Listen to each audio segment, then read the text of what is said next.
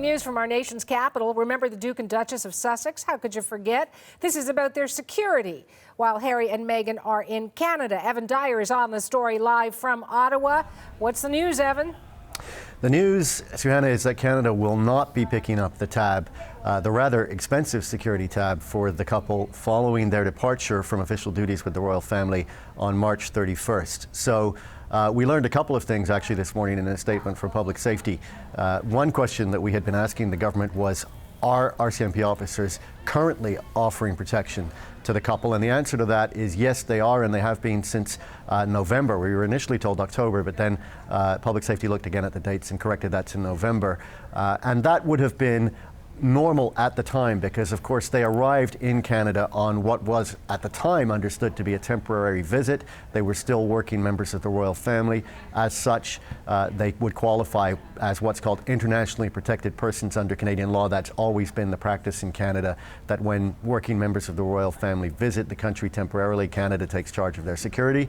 So that was the arrangement that they have been living under, even as they've made it clear to the world that this was not a temporary visit to Canada, that it was morphing into something much more permanent, and that they were going to be leaving those official duties. And then we saw negotiations begin between Canada and the British government, and Buckingham Palace was involved in negotiations as well, as were the couple themselves.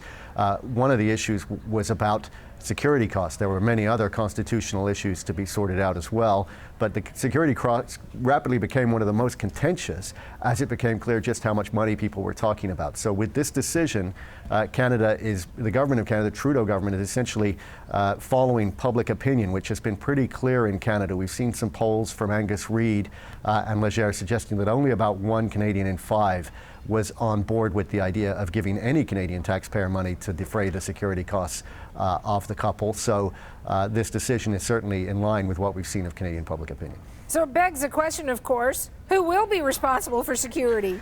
That's the great hot potato that now lands essentially in the lap of the British government and the Metropolitan Police of London, which is the prime police force for protection of this couple, and also the couple themselves, it must be said, because we're seeing a lot of signs that within Britain this is also quite an unpopular move.